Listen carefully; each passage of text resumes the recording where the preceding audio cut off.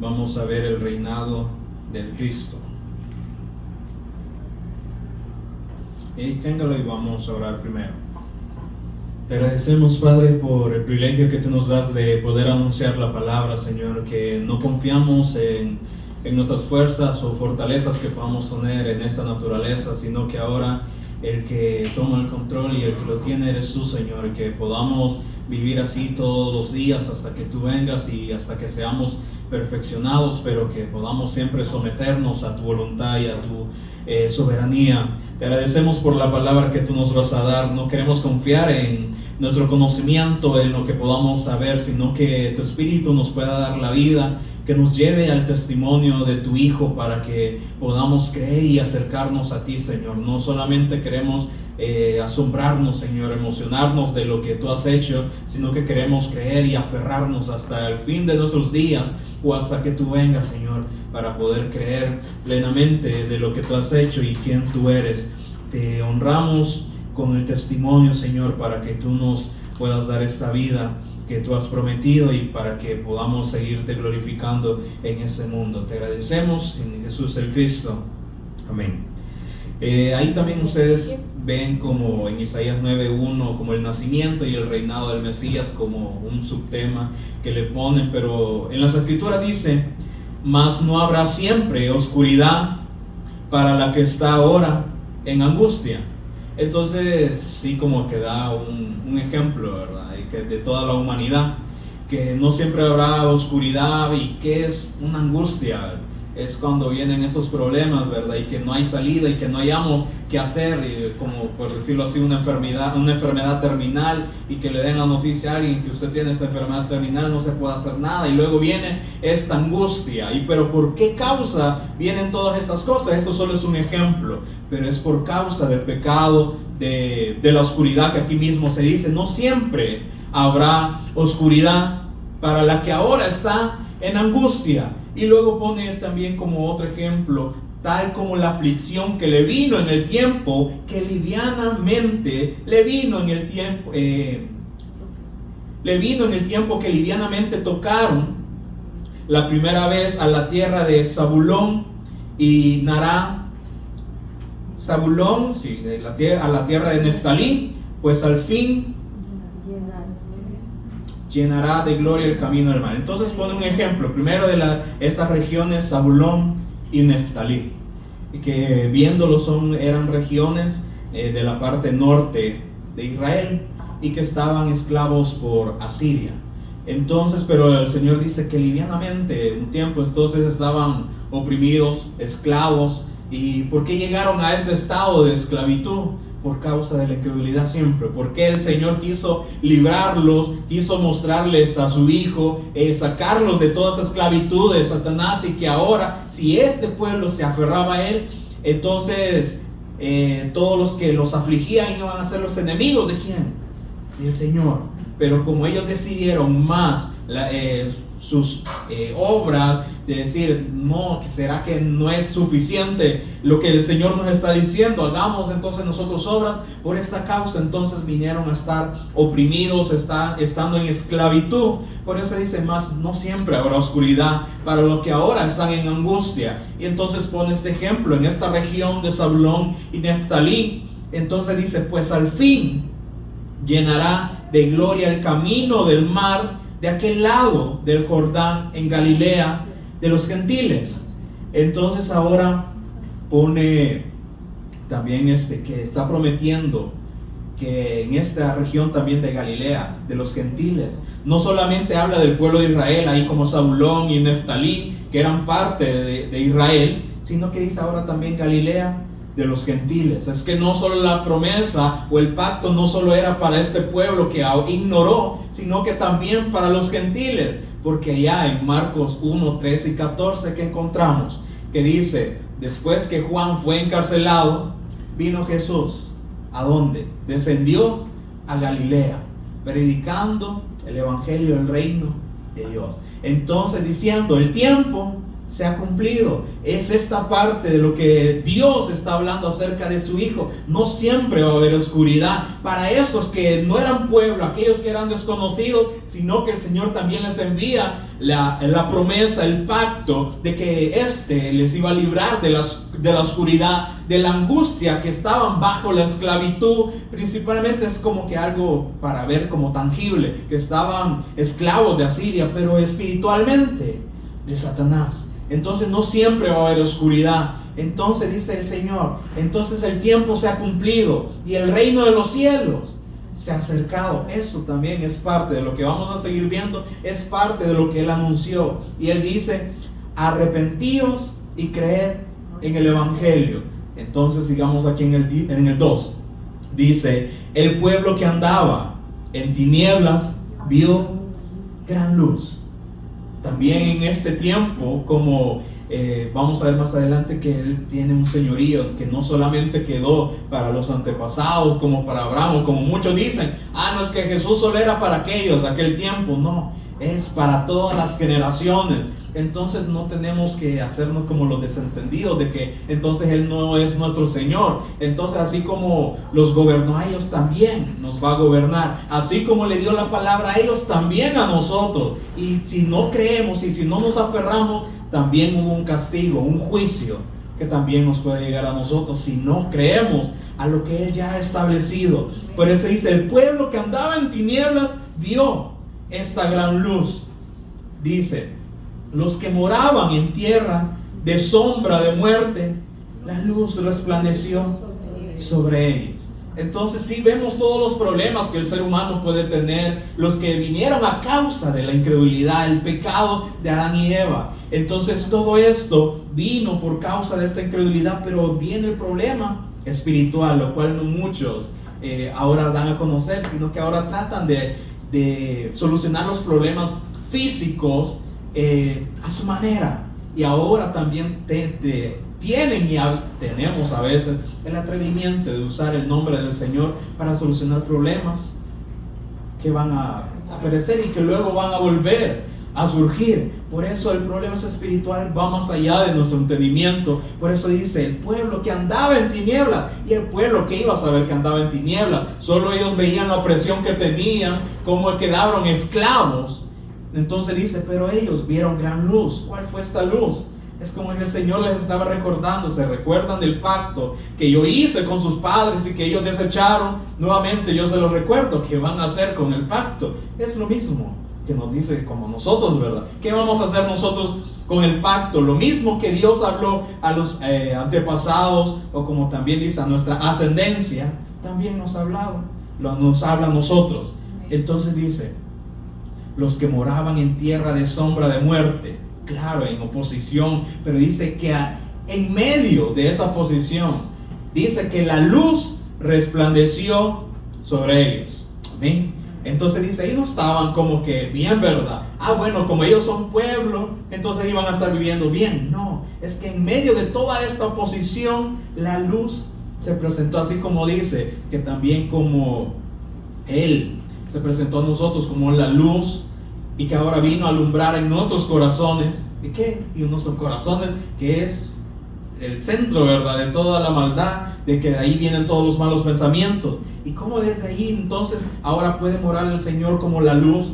Por eso también donde están las tinieblas, ahí resplandeció la luz. Y entonces dice, multiplicaste la gente en el 3 y aumentaste la alegría. En medio de la oposición, en medio de todas esas adversidades que tenían por causa de su incredulidad, entonces dice, Él atrajo a la gente, Él multiplicó a la gente. No es como que las personas, como hoy dicen, hoy vamos a ganar almas, hoy vamos a atraer a las personas. No, es el Señor quien atrae a todas las personas. Dice que Él añade a los que han de ser salvos. No es obra nuestra. Nosotros solo tenemos que estar dispuestos a dar el testimonio, y el que va a ir haciendo la obra, el que va a ir atrayendo a las personas, es Él. Así como hemos visto en ese tiempo, también pasó. Dice, multiplicaste la gente y aumentaste la alegría, porque el Señor no viene a traer tristeza, y la única tristeza que dice que trae el Señor es para arrepentimiento, para que reconozcamos nuestro estado y que nos volvamos a Él. Esa es la única tristeza que nos habla las Escrituras, que Él permite, la de demostrar que no podemos confiar en nosotros mismos y tener el arrepentimiento genuino para cambiar ya todos nuestros pensamientos. Por eso dice: aumentaste la alegría, entonces se alegrarán delante de ti como se alegran en la siega, o sea, la siembra, no en la persona ciega, sino como se gozan también cuando reparten despojos. Y entonces pone este ejemplo, así como muchos se alegraron, ¿verdad?, cuando repartían cajas, ¿verdad?, con víveres. Y ahí iban detrás de la gente y entonces andaban alegres que iban a tener. Entonces, como lo dicen, y se van a alegrar así como aquel que reparte los despojos, o aquel como que ya va a ir a cultivar todo lo que se ha esforzado. Entonces ponen ese ejemplo. ¿Cuál va a ser la alegría que nosotros también vamos a tener? Claro, en el espíritu, de que este problema de la oscuridad, de la angustia, de la esclavitud, se va a acabar cuando veamos esta luz. El Señor prometió la luz. ¿Quién es la luz? Su Hijo.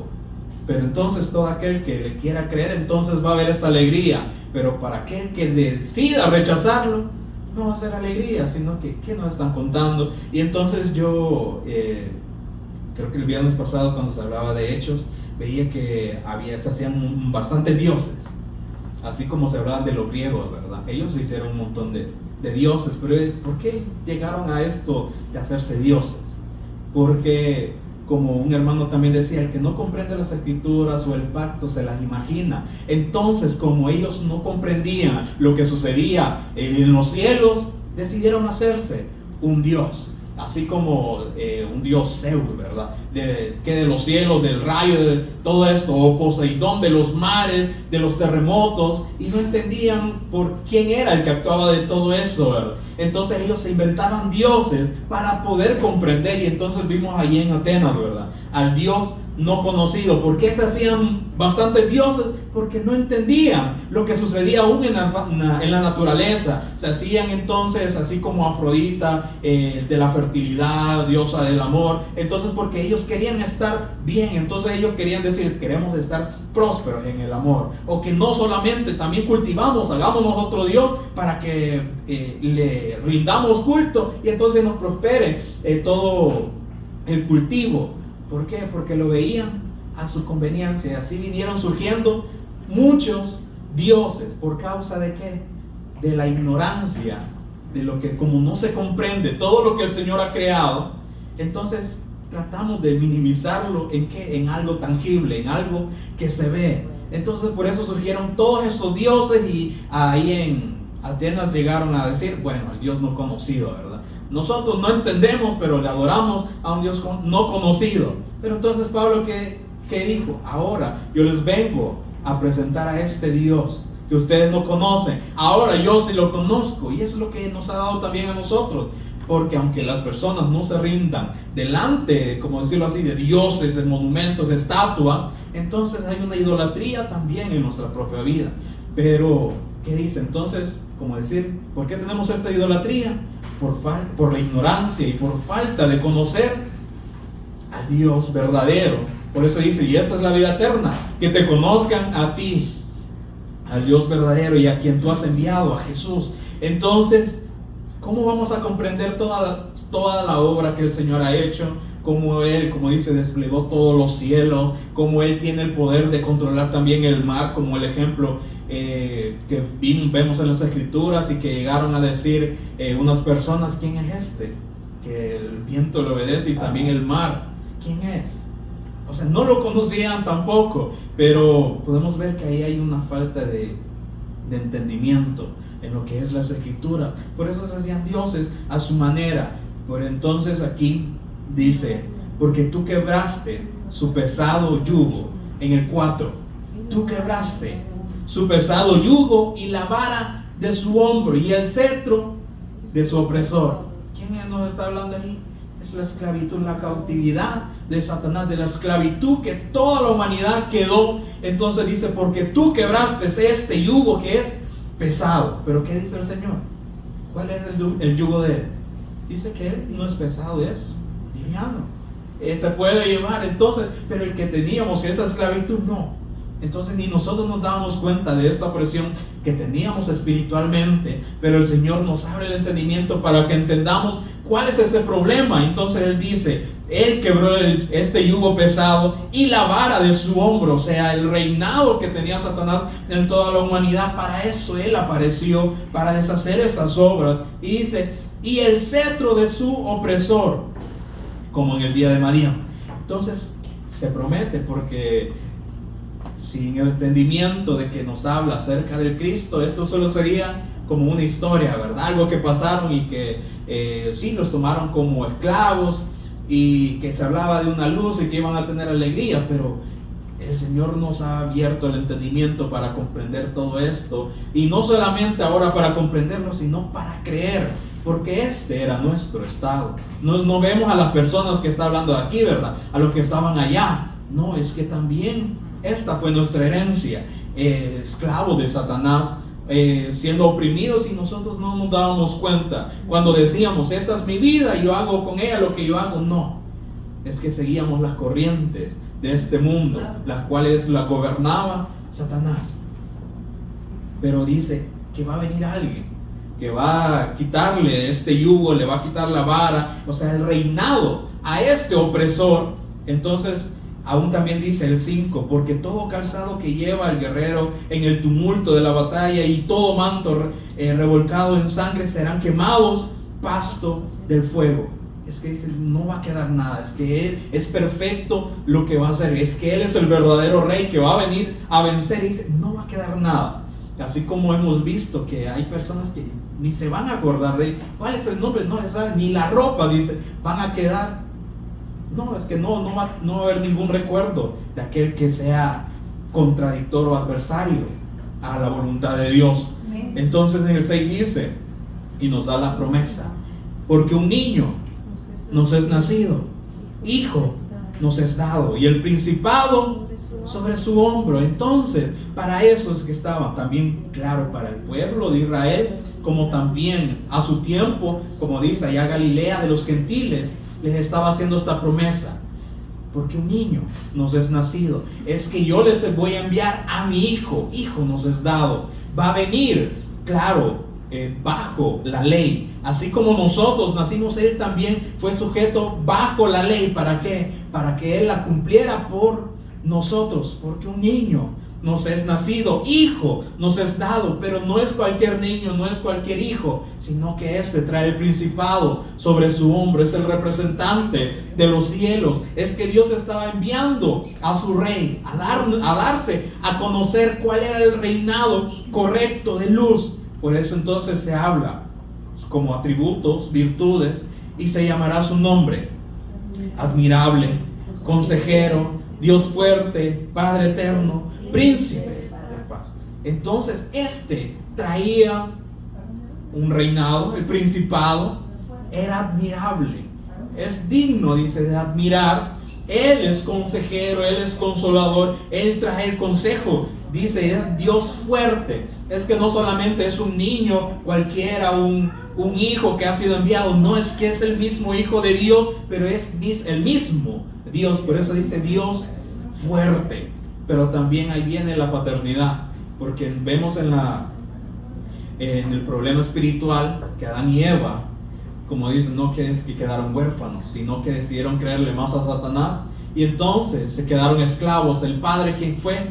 Satanás. Pero luego promete, va a venir un Padre eterno. Entonces nosotros decidimos si creer y pasar de la esclavitud, ya pasar de esta paternidad de enemistad, de tinieblas, a pasar ahora a la paternidad de Dios en el Cristo, a la paternidad de su luz admirable. Y entonces nos dice que Él también es el príncipe de paz, pero como hemos visto, no es como la que nosotros queremos recibir, porque para nosotros decimos paz es que solvencia de problemas, de deudas, que yo tenga que la nevera bien llena, que yo tenga dinero en el banco, que tenga un sustento, ¿verdad? Que nadie me va a hacer nada, ¿verdad? Que si se me daña algo tengo un respaldo para solucionarlo. Esa es la paz que a veces uno piensa tener, y aún a veces uno se mata por tener como estos respaldos, esta paz que es momentánea, que perece.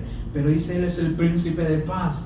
es que está anunciando que iba a venir a derrotar al opresor, a Satanás, para siempre. Entonces ya cuando está derrotado Satanás, ¿será que va a haber tristeza? Como dice, va a haber llanto, va a haber tristeza. No, sino que ahora dice, le mostró alegría.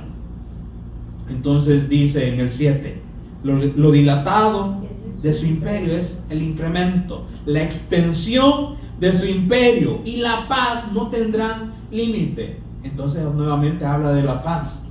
Es que, como decimos, la paz que buscamos a veces es momentánea, perecedera, pero dice que esta paz no tendrá límite. Es que va a ser un reposo total, un reposo pleno el que vamos a sentir, no en este cuerpo, sino en el espíritu. Entonces muchos pensamos, vamos a tener paz cuando ya nos muramos, o cuando el Cristo venga. Sí, pero Él nos ha dado el privilegio de ahora poder gozar, de poder sentir esta paz a través de creer en el Cristo que es este cuerpo. Pues ya no confiamos ni en Él, claro, va a volver al polvo, pero dice que el Señor nos va a transformar. Entonces ya no es un problema, ¿verdad? Ya nuestra paz o confianza no está en nuestras fuerzas, en lo que podamos hacer con nuestro cuerpo, ¿verdad? Sino que ahora está en lo que ya el Cristo, bueno, estaba prometiendo, y lo que ya el Cristo ha hecho. Lo dilatado de su imperio y la paz no tendrán límite sobre el trono de David. David pues pereció, ¿verdad? David murió.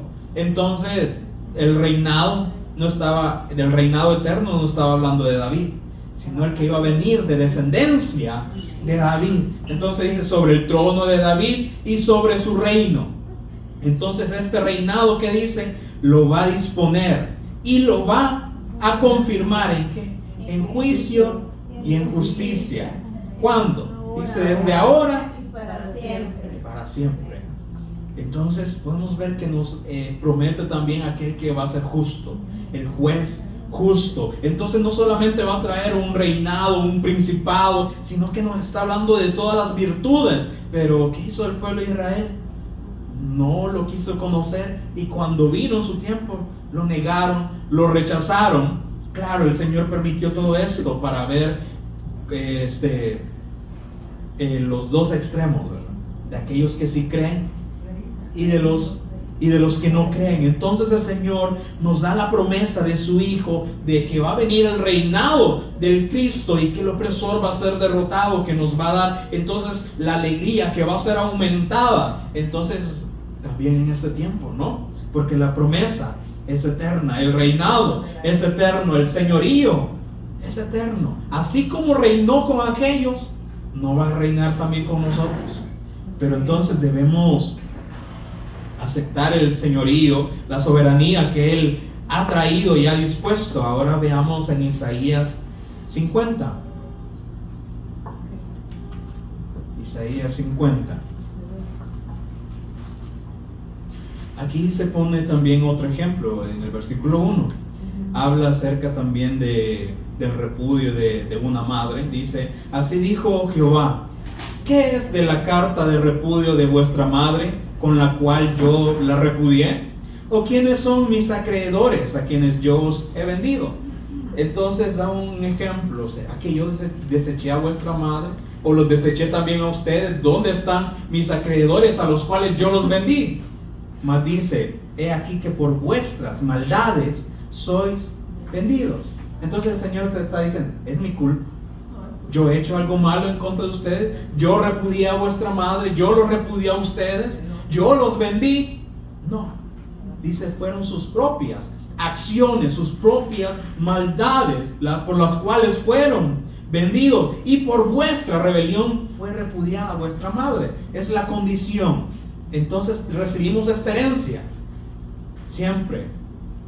Entonces, por causa de Adán y Eva, por causa de la incredulidad que tuvieron, ahí vamos pagando todos. Por eso dice, por cuanto todos pecaron. ¿En qué momento? Es que nosotros quizás no estuvimos ahí, pero recibimos la herencia, la esclavitud de Satanás, la esclavitud del pecado. Somos malos por naturaleza. Es que decirle a alguien, ya no haga maldades, es imposible, porque esta naturaleza nos lleva a lo malo. Entonces ni nosotros, como podremos decir, reprimiéndonos, decir, ya no voy a hacer cosas malas, ya no voy a pensar cosas malas. Es imposible, porque como dice que todo designio del pensamiento del corazón de los hombres es de continuo, solamente el mal. Vemos este versículo, pero yo no sé ustedes, ¿lo han experimentado? Yo sé, todo designio de nuestro pensamiento es de continuo, solamente el mal. Aún con esta revelación, ¿qué pasó? Muchos decidieron, ¿no? Entonces se jactaron, es que nosotros podemos revelarle entonces a las personas, no es que nosotros tenemos el pacto y ustedes no, es de continuo solamente el mal. Lo mismo que hicieron los fariseos, los judíos, nosotros estamos en el pacto, nosotros somos circuncidados, ustedes no. Entonces es de continuo, vemos que nuestra propia naturaleza no puede agradar a Dios. Entonces el Señor no viene a mejorar esta carne, porque si viniese a mejorarla, estuviéramos aún más rebeldes en contra de Dios. Pero entonces da este ejemplo. ¿Será que yo los repudié? ¿Yo repudié a vuestras madres? ¿Yo los vendí? No, sus propias maldades, sus propias acciones, su incredulidad hizo que ustedes fueran vendidos. Y entonces por esa causa también toda su generación, ascendencia como descendencia, quedaron en esta misma esclavitud. Pero dice en el 2, porque cuando vine, no hallé a nadie. Y cuando llamé, nadie respondió. Así también como Adán, ¿qué hicieron? Adán y Eva, cuando el Señor les dijo, ¿dónde estás tú? Lo que hicieron fue esconderse. Y cuando los encontró o los llamó, ¿qué dijeron? Tuvimos miedo. Entonces, pero no reconocieron el estado, así como el Señor aún con todas las naciones, con todas las generaciones ha venido haciendo, ha venido al encuentro. Pero dice, yo no encontré a nadie que viniera también a mi encuentro. Entonces yo llamé y nadie quiso responder. Esa es la condición en la que toda la humanidad, todos nosotros quedamos al estar separados. Y entonces dice, ¿acaso yo he acortado mi mano para redimirlos? Claro que no. Dice, ¿o será que no hay poder en mí para que yo los libre de esta condición? Entonces, y alguien respondió esto. No, es que por falta de entendimiento no podían ni contestar esto. He aquí que con mi reprensión hago secar el mar, convierto los ríos en desiertos, sus peces se pudren por falta de agua y mueren de sed. Esta es su condición. Ahora, al estar separados, los juicios cayeron sobre ustedes, el castigo de la incredulidad vino, ahora vinieron las consecuencias de la incredulidad. Entonces, ¿qué? A estar muerto, así como ponemos el ejemplo, ¿verdad? Que el pez necesita estar en el agua para tener vida. Entonces también el hombre, el ser humano necesita estar con Dios para tener la vida. Pero entonces dice, se olvidan que yo soy Dios poderoso, el que ha hecho todo, que yo hago secar el mar, que convierto los ríos en desiertos. Entonces se olvidan que hay juicios, que hay consecuencias por causa de la rebelión, por causa de la incredulidad. Entonces en el 3 dice, visto de oscuridad los cielos y hago como silicio su cubierta. Entonces aquí no malentendamos de decir, pues el Señor tiene comunión con la oscuridad. No, es que solamente es poner lo oscuro, no es una comunión con las tinieblas. Sino dice en el 4, dice, Jehová el Señor me dio lengua de sabios. Entonces el profeta Isaías comprendía que el Señor estaba llamando, haciendo un llamado a todas las naciones. Entonces dice el Señor, Isaías decidió creer. Entonces dice, me dio lengua de sabios. Pero también esto se cumple en la vida, o en la vida del Cristo. Dice, para saber hablar palabras al cansado. Pero cansado, sabemos espiritualmente, cansados, oprimidos, abatidos. Entonces dice, despertará mañana tras mañana, despertará mi oído, o sea, el entendimiento. Dice, para que oiga como los sabios. Es que el Señor, sí, tiene un lenguaje, ¿verdad? También Jesús, cuando Él vino, habló el lenguaje del cielo, no el terrenal. Porque muchos dijeron, es que no lo entendemos. Y el mismo Señor llegó a decir, ¿por qué no entendéis mi lenguaje? Es que no quieren oír mi palabra. Por eso dice, entonces el Señor me dio lengua de sabios para comprender, para hablar sus palabras para saber hablar palabras al cansado. Y no al cansado solo decirle, mira, ya no te sientas cansado, ¿verdad? Tómate una pastilla, descansa. No, eso no, sino dar palabras de aliento para poder tener la vida en el Espíritu. ¿Y quién puede hacer esto? Solamente Dios. Nosotros, no. Porque nosotros podemos tener quizás una amistad, una comunión entre hermanos, familia, sí, ¿verdad? Luego ya van a pasar todas estas cosas, luego, como dicen, ¿verdad? Después de la tormenta. Sí, pero eso es momentáneo. Pero el Señor trae algo que es eterno. Entonces dice, el Señor nos va a dar esas palabras para poder hablar a aquel abatido, al cansado. Y dice, y despertará mañana tras mañana, despertará mi oído. Será en Salmos 16, dice que Él, aun cuando nosotros dormimos, habla a nuestra conciencia. Es que Él no para. Él no para de enseñarnos nuestra conciencia, no para de hablar. El pacto, el que hace oídos sordos, ¿quién es? Nosotros mismos. Como dice, esta humanidad, esta carne, naturaleza, no quiere nada con Dios, pero el Señor constantemente está hablando a través de su Hijo. Por eso dice, despertará mi oído. Como dice allá en Romanos 10, 17, que dice que la fe viene por el oír. Pero ¿quién pone el oír?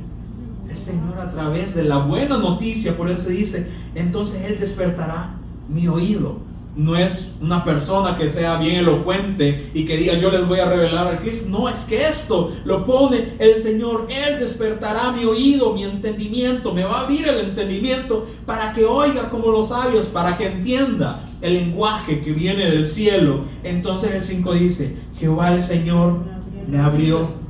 ¿Dice algún humano? ¿Dice algún profeta me abrió el oído? No. Si dice, y yo no fui rebelde, ni me volví.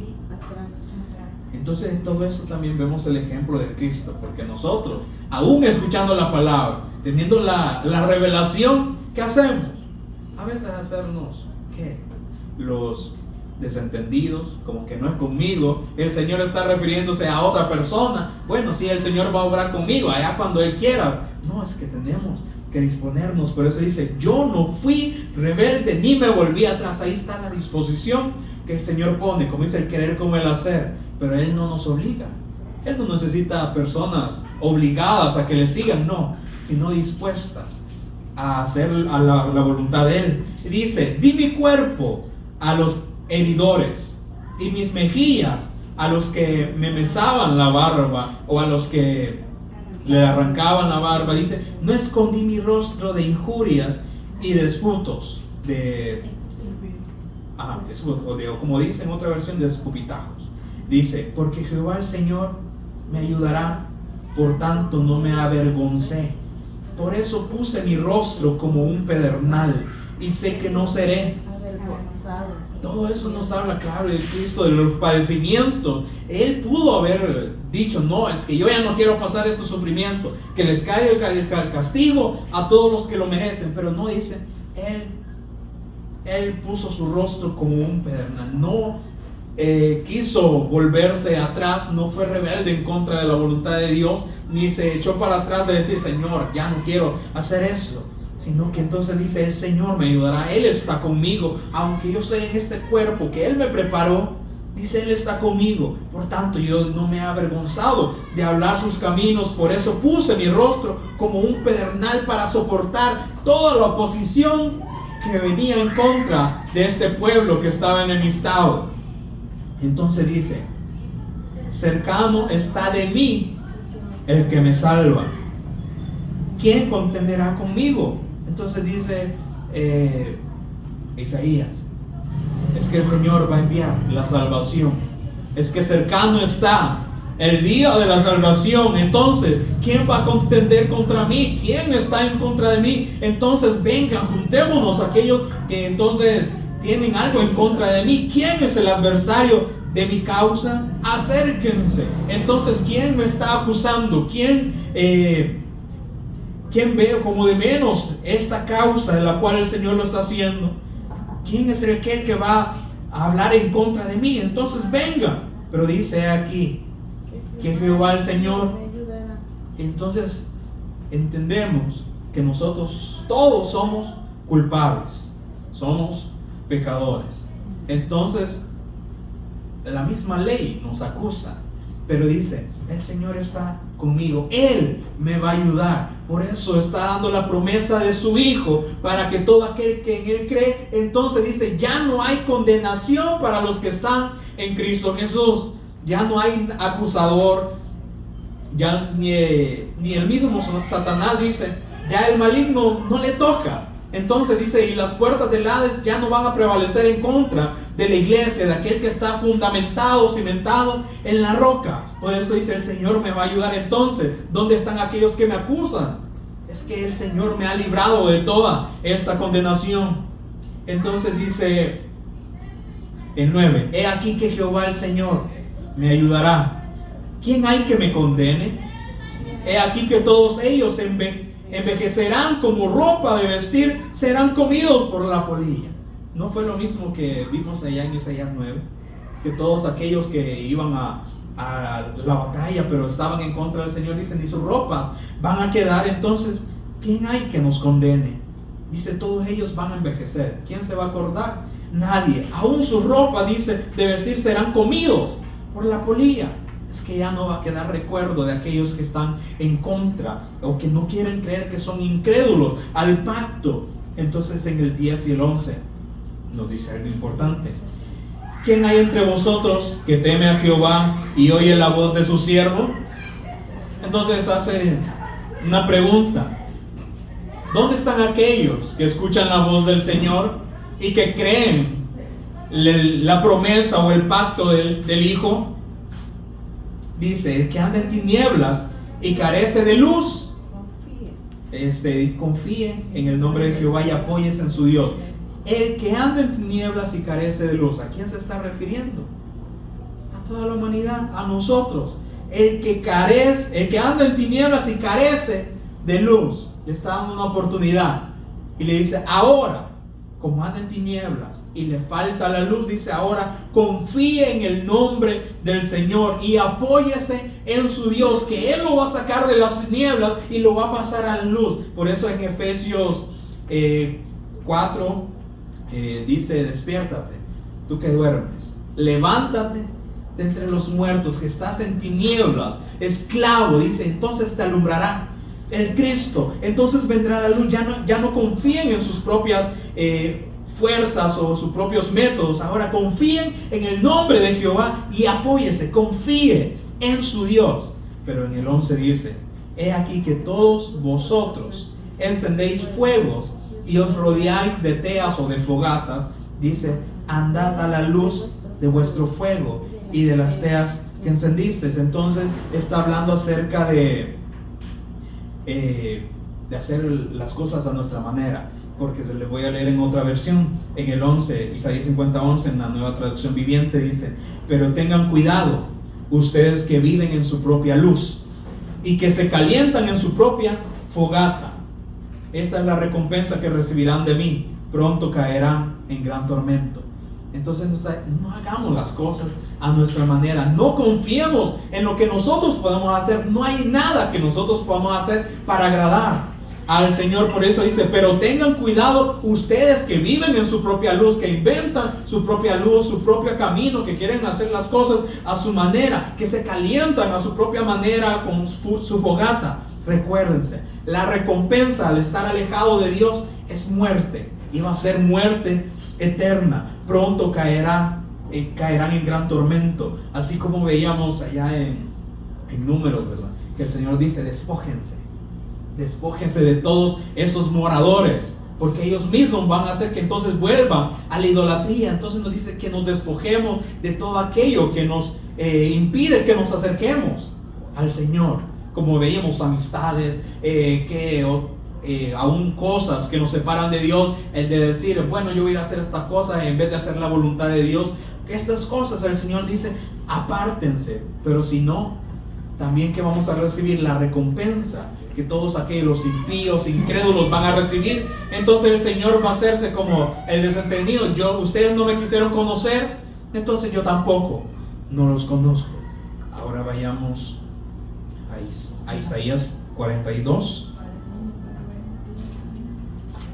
Isaías 42, del 5 al 8, pero vamos a ver siempre el 1.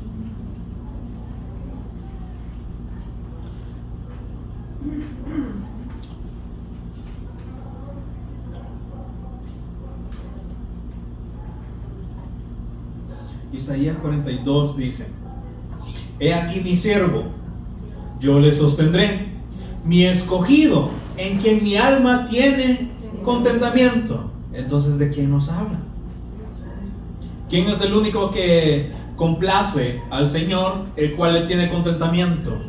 Su Hijo, el Cristo. Dice: He aquí mi siervo, yo le sostendré. Es que el reinado que es eterno viene de parte de Dios. Él es mi escogido, en quien mi alma tiene contentamiento. He puesto sobre él mi espíritu, como dice en 61. El Señor está sobre mí por cuanto me ungió. ¿Para qué? Para dar el testimonio. Entonces dice: he puesto sobre él mi espíritu. Él traerá justicia a las naciones, como vemos en Salmos 45, 6 y 7, ¿verdad? Tu trono, oh Dios, es eterno. Entonces él dice que ha amado la justicia y aborrecido la maldad. Entonces también nos habla aquí: he puesto sobre él mi espíritu. Él traerá justicia a las naciones. El juez justo, el reinado del Cristo. Entonces dice en el 2: no gritará, ni alzará su voz, ni la hará oír. Entonces es como que algo contradictorio podríamos pensar. Dice: pero él no va a gritar, ni alzará su voz, ni le hará oír en las calles. Y en el 3 dice: no quebrará la caña cascada, ni apagará el pábilo que humeare. Por medio de la verdad traerá justicia. Es que él es justo. Él no vino a traer fama, a decirse: vengan a mí, a alzar la voz para decir: vengan, yo soy el juez justo, y a jactarse. Es que él vino, como dice, siendo manso y humilde. Entonces él no vino a que las personas lo siguieran solamente por darle cosas terrenales, sino que él dice: no gritará. Es que va a ser como que algo silencioso, ¿verdad? Pero él dice: ni alzará su voz, ni la hará oír en las calles. Claro, le enseñaba a multitudes, pero él no quería que las personas lo siguieran por las cosas físicas. Por eso dice: él tenía cosas que juzgar. Dice: no quebrará la caña cascada, dice, ni apagará el pábilo que humeare. Por medio de la verdad traerá la justicia. Es que él no vino a acusarnos, como dice, él no vino a condenarnos de una sola vez, sino que dice: él no vino a condenar el mundo, sino él vino para que el mundo fuese salvo a través de él. El 4 dice: no se cansará ni desmayará hasta que establezca en la tierra justicia, y las costas esperarán su ley. Es que, como dice, él es paciente. Vemos cuánta paciencia ha tenido. ¿Para qué? Para establecer su justicia, su ley, a través de aquellos que hemos creído en él. Entonces dice el 5: así dice Jehová Dios, creador de los cielos y el que los despliega, el que extiende la tierra y sus frutos. Podemos ver quién sustenta la tierra, quién sustenta los cielos, y él mismo se sustenta a sí mismo. Por eso nosotros no podemos darle algo. Él dice: él extiende la tierra y sus frutos. ¿Podemos nosotros darle algo que no le pertenezca a él? Es como dice, es que todo proviene de él y es para él. Pero dice: el que da aliento al pueblo que mora sobre ella. Entonces, ¿quién nos da el aliento? ¿Quién nos da esta palabra? La vida. ¿Quién nos sustenta con todo, verdad? Como dice, él sabe qué cosas nosotros tenemos necesidad y no las añadió. ¿Será que nos ha hecho falta algo? La carne puede decir: sí, me faltó un carro del año, ¿verdad? Una gran casa, la carne. Pero en el espíritu, ¿será que nos ha hecho algo? ¿Falta algo más? Él dice: él sustenta. Dice: la tierra él la extiende, y también extiende sus frutos. El que da aliento al pueblo que mora sobre ella, y espíritu a los que por ella andan. ¿No lo ha dado todo el Señor? ¿No nos ha dado la palabra también? Él dice: no escatimó ni a su propio Hijo. Nos ha dado todas las cosas. Entonces dice, nos ha dado aliento, un espíritu nuevo, un espíritu para percibir la voz y el espíritu que nos ayuda, porque nosotros somos carentes en nosotros, en nuestra mente, no entendemos y la verdad que cuando me dije, yo ya sabía que como que me tocaba predicar, yo no sabía qué predico y qué va, entonces no es algo que yo busque.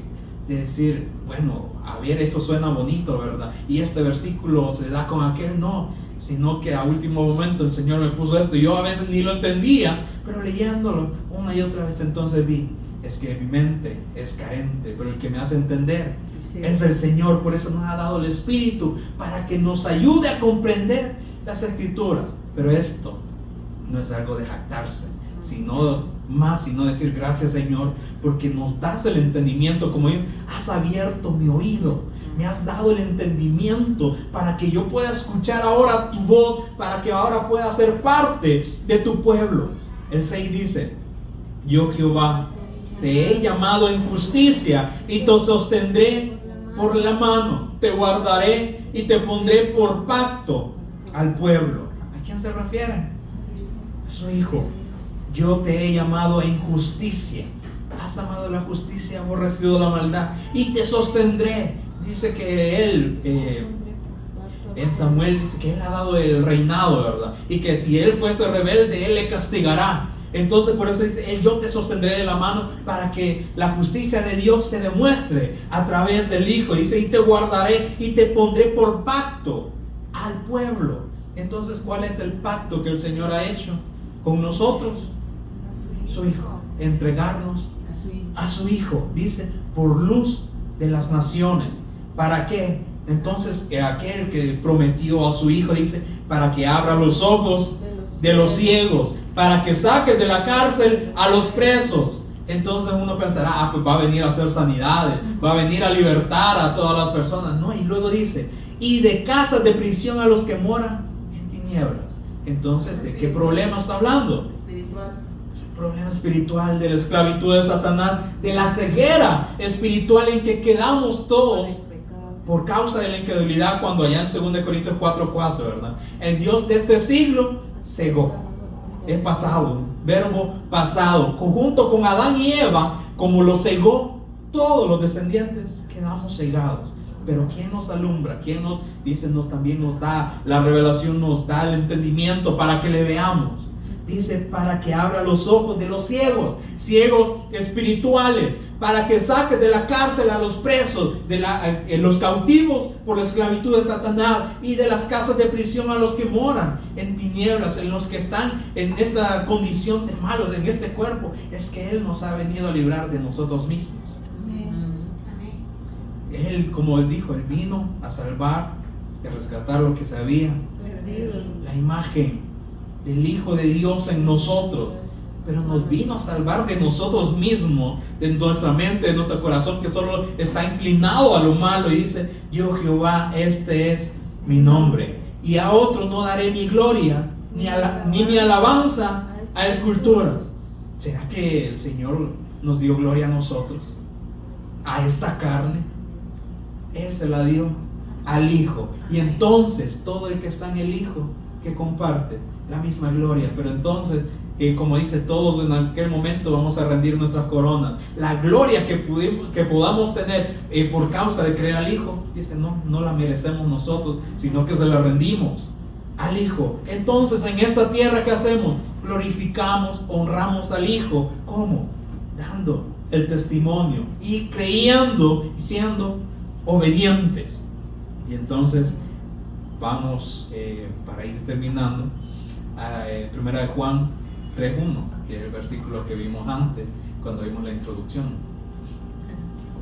Entonces, eso también fue parte de lo que el Señor me daba, que dice, mira cuál amor nos ha dado el Padre. Nos dio la promesa del Hijo, un reinado, de aquel que traía el principado, que es admirable, que es consejero, que es Dios fuerte, Padre eterno. Tenemos una nueva paternidad, y entonces ahora también nos da al príncipe de paz, nos da la paz que sobrepasa la paz de este mundo, que entonces podemos trascender todos los problemas que puedan venir a esta tierra. Entonces dice, miren cuál amor nos ha dado el Padre. ¿Cuál fue ese amor? Darnos a su Hijo, demostrarnos el pacto en su Hijo, darnos la luz y sacarnos de esta tiniebla, la cual vimos ahí en Isaías 9. Él vino a derrotar al opresor, Él vino a deshacer el yugo pesado y a quitar esta vara de este príncipe que estaba antes en la tierra, que es Satanás. Él vino a vencer, y dice entonces él, su obra o la batalla que él tuvo, por decirlo así, derrotando a Satanás, fue perfecta. Es que no quedó nada a medias, no fue como que algo casi perfecto, no, es que fue perfecto. Por eso dice, miren cuál amor nos ha dado el Padre para que seamos llamados hijos de Dios. No pudimos hacer nosotros nada para agradar a Dios, para ser llamados hijos de Dios, sino que Él envió a su Hijo para que recibiese el castigo que merecíamos nosotros. Pero ¿qué nos da Él? El testimonio. ¿Cuál es el requisito? Niéguese, crea en mí. Así como Él, cuando veíamos que decía que también dio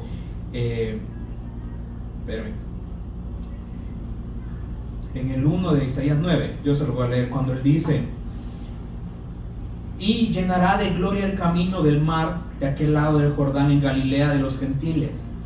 Entonces él dijo, el tiempo se ha cumplido, el reino de los cielos se ha acercado. Entonces nos pide un requisito: arrepentidos y crean en el Evangelio. Él no nos está diciendo hagan algo para agradar al Padre, no, es que yo ya le he dado el contentamiento, la complacencia soy yo. Entonces tienen que creer en mí, cambien ya su manera de pensar, de vivir, y entonces crean en mí. Ahora van a tener una nueva naturaleza, despójense del viejo hombre y ahora vístanse del nuevo.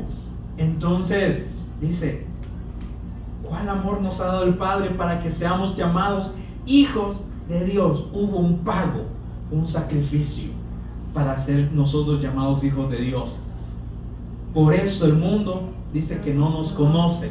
No sé ustedes, ¿verdad? Pero desde que yo creí, como que personas se le vienen y la ves. Una vez que tuve la intención de predicar en mi perfil de Facebook, después vi a mis amigos, tenía como 1000 y tantos, y me quedaron como 700. Entonces ahí vi que las personas entonces no les gusta, dicen, no nos conoce, ya no somos compatibles. Dice, porque el mundo no le conoció a Él. Él vino, dice, a los suyos, y los suyos no le recibieron, pero a los que le recibieron, dice, el testimonio. Los que recibieron el testimonio y los que creyeron en su nombre, a esto le dio la potestad ahora de tener una nueva paternidad, de ser librados de Satanás, y ahora que Él es nuestro Padre. Por eso dice, miren, examinen, vean, recuerden, como dijo David, alma mía, alaba al Señor, y no olvides ninguno de sus beneficios, de todo lo que Él ha hecho por nosotros para que ahora seamos hijos de Dios. Dice, el mundo no le conoció, amados, ahora somos hijos de Dios. Y aún no se ha manifestado lo que hemos de ser, pero sabemos que cuando Él se manifieste, seremos semejantes a Él, porque le veremos tal como Él es. Claro, tenemos esta lucha constante, pero dice, mayor, Él ya ha vencido, dice, confíen, yo ya he vencido al mundo. Entonces, ¿qué expectativa tenemos o qué recompensa podemos tener del mundo?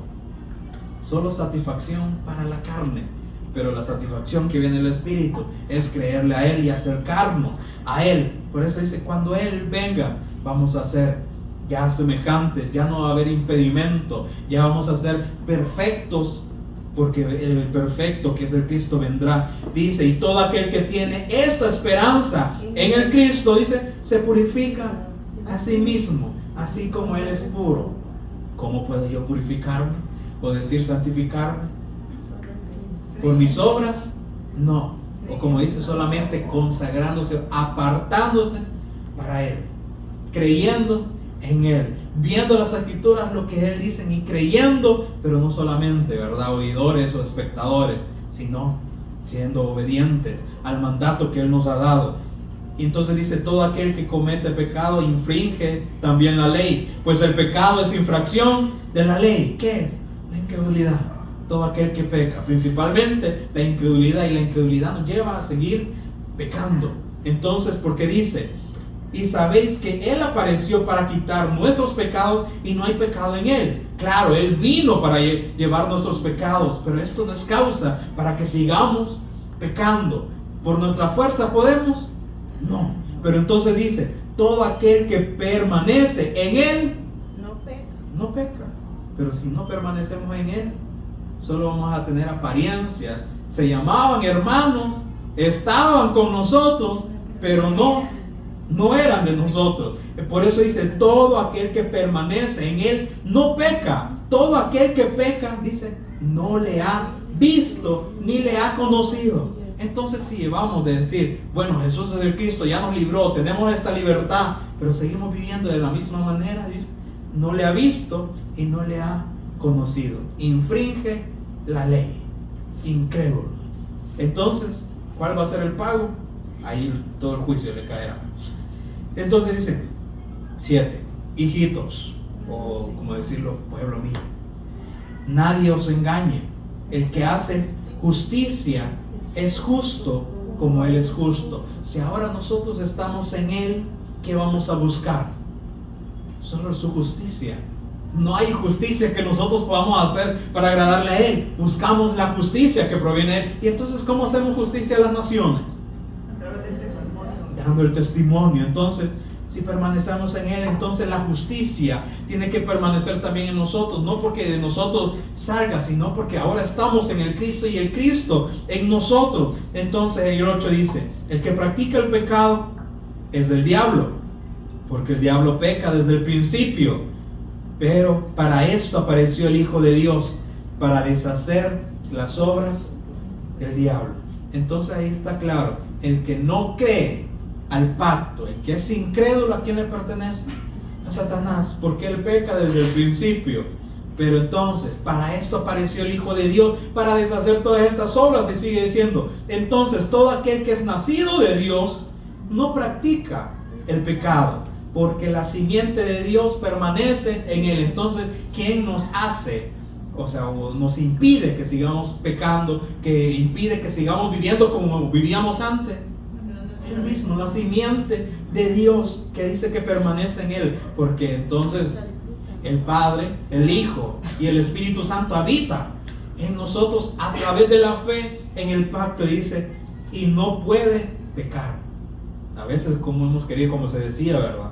Como la carne nos llama al pecado.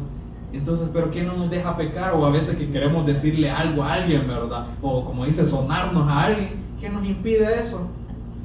El mismo Señor, la simiente, el Cristo, dice.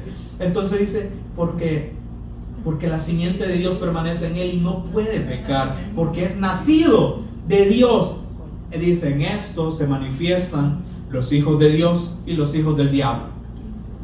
En esto se manifiestan los hijos de Dios y los hijos del diablo. Todo aquel que no hace justicia y que no ama a su hermano no es de Dios. Entonces, ¿qué está diciendo? Cuando decimos todo aquel que no hace justicia, ¿a qué se refiere? Todo aquel que no cree, o también todo aquel que no testifica del testimonio, permanece ¿a quién? Al diablo. Porque ¿quién es el primero que no quiere que se predique el evangelio? Satanás. Entonces, el que dice, todo aquel que no hace justicia y que no ama a su hermano no es de Dios. Entonces nos ha mostrado también el amor que proviene de Dios, que es en su Hijo. ¿Cuál es el amor que transmitimos? No, como dice, darles abrazos, besos, ¿verdad? Ay, no, qué bonito. No, darles el testimonio, que sean confrontados con la ley. Por eso nos dice las Escrituras, la tristeza que proviene de Dios es que nos arrepintamos, para que ahora vivamos en Él.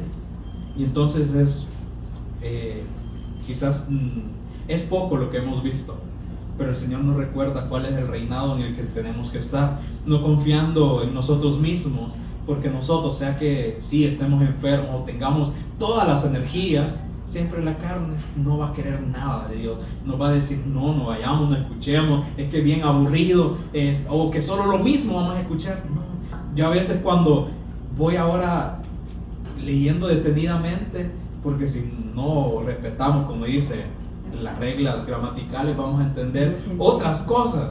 Y entonces, por eso hay algunas palabras que se entienden mal, como por decirle, Dios bendice al dador alegre. Pero verdad que se escucha bonito, ¿verdad? Dios bendice al dador alegre, pero no dice así. Dios ama al dador alegre. ¿Verdad que pudieran decir, pues me va a bendecir, si yo le doy al Señor, me va a bendecir? Es que como no leemos bien, o como dice, ninguna hoja se mueve sin que Dios lo permita. Se escucha bonito, ¿verdad? Pero no está en la Biblia. Lo dijo el Quijote de la Mancha. O como dice, Dios ama al pecador y aborrece el pecado. Qué bonito, ¿verdad? Pero fue Gandhi. Entonces, por no leer, por no respetar, a veces entendemos otras cosas. Y por eso, como dice, el que no entiende el pacto se lo inventa, se lo imagina. Y entonces hacemos dioses a nuestra manera. Yo quiero un Dios que me dé todo lo que yo necesito económicamente con mi familia. Entonces no, ese no es el Dios. El Dios que nos dice las Escrituras nos viene a confrontar nuestra naturaleza para darnos vida en el Cristo. Pero que el Señor nos siga ayudando para creer en Él y a permanecer en Él. Pónganse en pie conmigo, vamos a orar.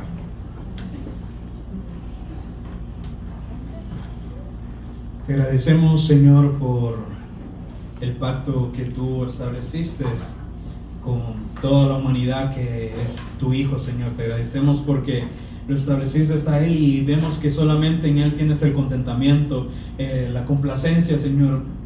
Por eso que podamos negarnos a nosotros mismos y ahora creer en el pacto que tú estableciste, Señor, para que no solamente seamos oidores, sino que podamos ser obedientes a la voz que tú has dado para con tu iglesia, Señor, para que podamos obedecer, Señor, y podamos sí agradarte ahora creyendo en tu Hijo, Señor, y que podamos ir a las naciones para que podamos ser luz, así como tú enviaste a tu Hijo para ser luz entre medio de las tinieblas, también entonces para abrir a los ojos, a los ciegos, que podamos estar dispuestos, Señor, para hacer la luz, como tú dijiste que también éramos luz, que nos has establecido como luz del mundo, porque tú estás en nosotros, y como la sal de la tierra, porque tú estás en nosotros, así queremos permanecer, para que tú abras el entendimiento, así como nos lo has abierto a nosotros, para que podamos verte, podamos comprender lo que tú has prometido a tu iglesia, Señor, a tu pueblo. Gracias porque nos has libertado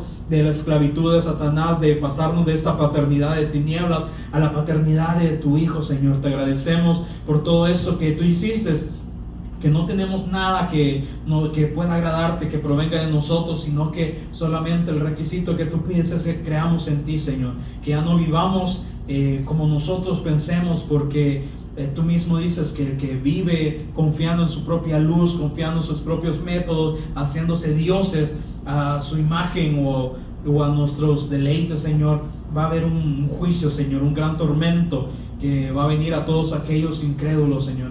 Pero líbranos de caer en la incredulidad, que podamos aferrarnos a ti, que podamos acercarnos cada vez más a ti, Señor, para poder hacer tu voluntad, no con nuestras fuerzas, sino con tu Espíritu. Te agradecemos porque tú hiciste el sacrificio.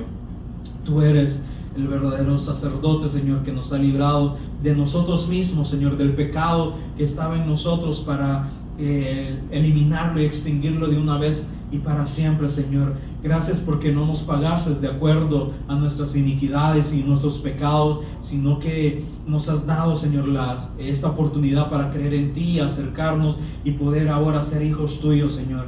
Que podamos examinarnos siempre, Señor, y que podamos ver en las Escrituras cuál amor tú has demostrado para con todo el mundo, Señor, con toda la humanidad, para que podamos ser salvos, Señor.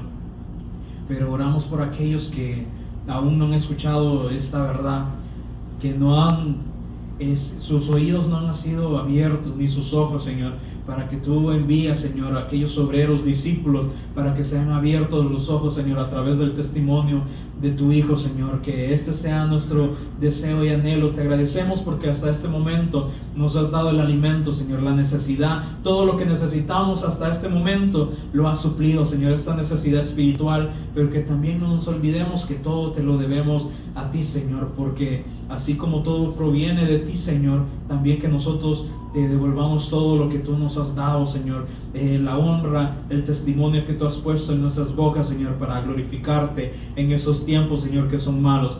Te agradecemos y te honramos y glorificamos en el testimonio de Jesús el Cristo. Amén.